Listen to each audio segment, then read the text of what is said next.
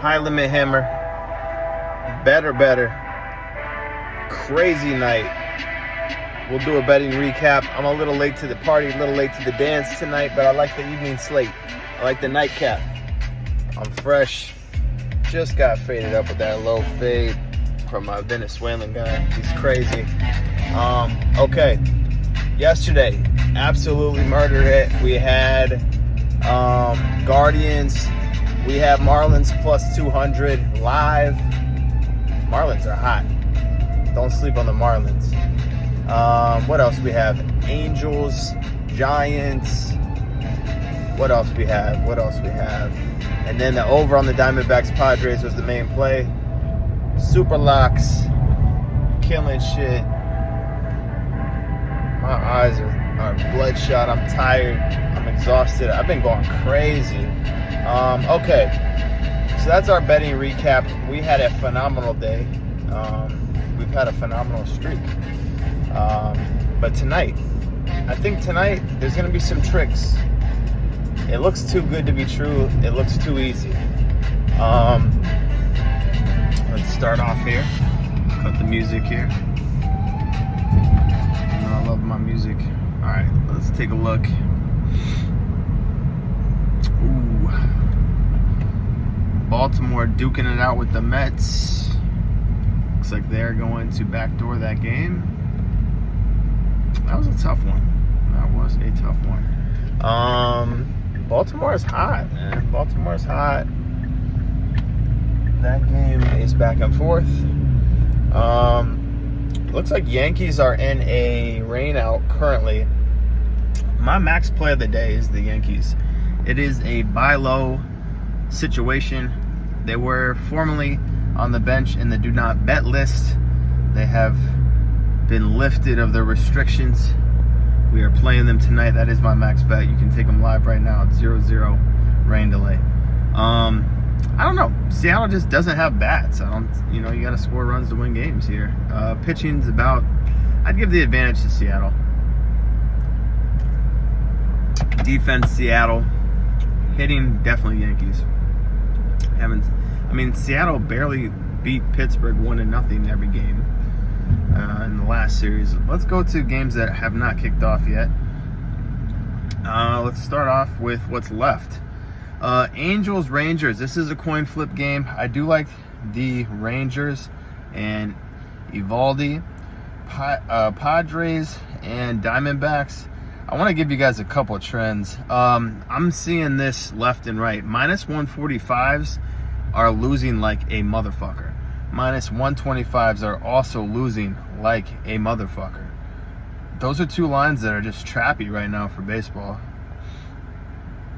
I like the Giants to win again. They're hot. Robbie Ray, I can't not like them tonight. Also like the over.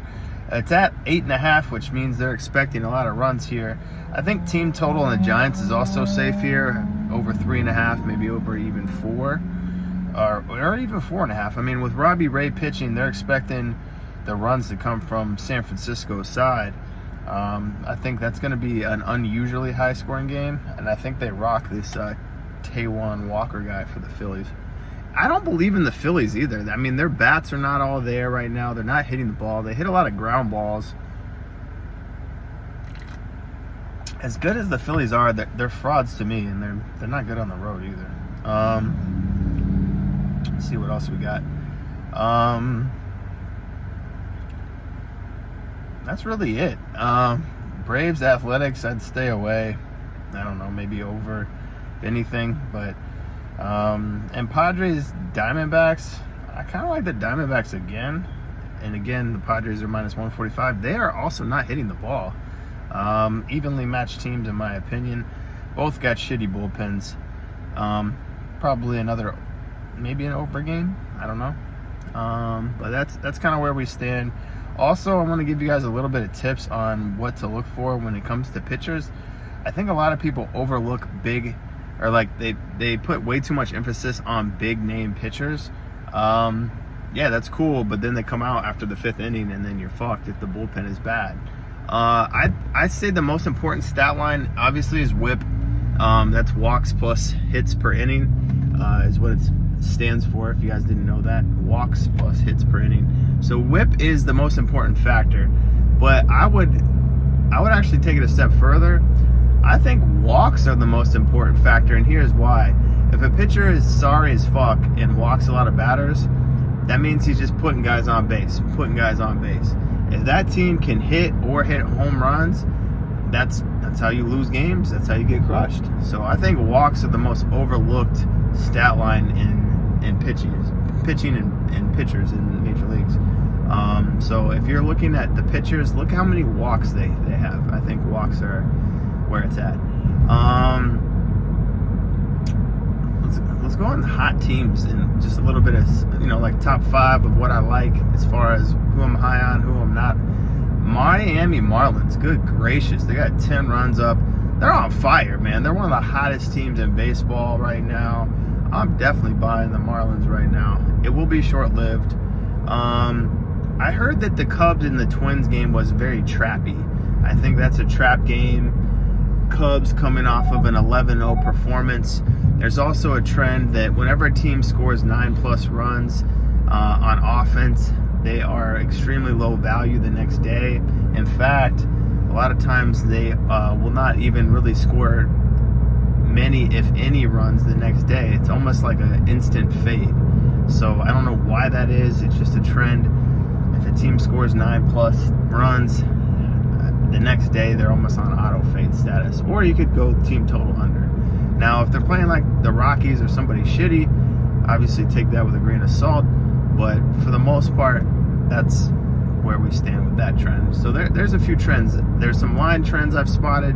The -145 line I absolutely can't stand. -125's in that same category.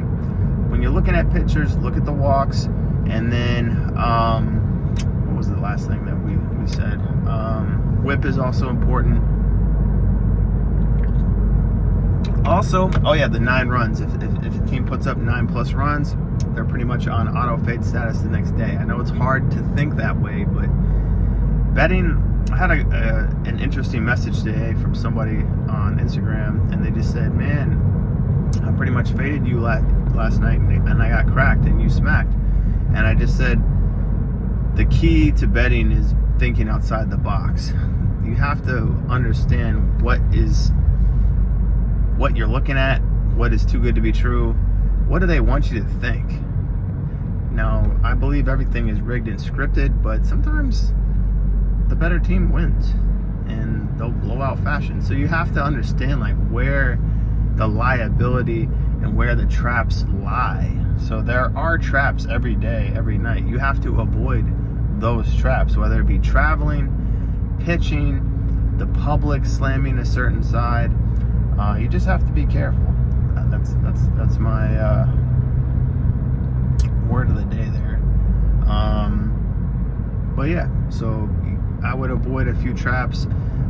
Some other teams I'm high on, obviously Toronto Blue Jays are just knocking out the park. They have won 18 of 20. I don't know the exact figure. You can look that up, but Toronto is on fire.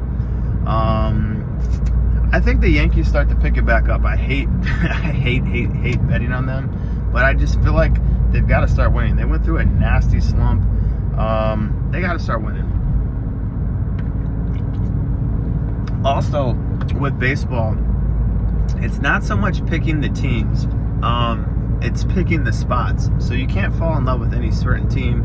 Well, you can, but you can only fall in love with them for a certain amount of time. I would say the max that you can love a team is like a 20-game span. Like the Blue Jays, they've gone apeshit the last 20 games. But there will come a time where they come back to life here. Also, like the Astros tonight, that's not looking good. They are down 5-1 in the top of the third. What the hell is going on? Kind of like the Pirates, even pitching matchup.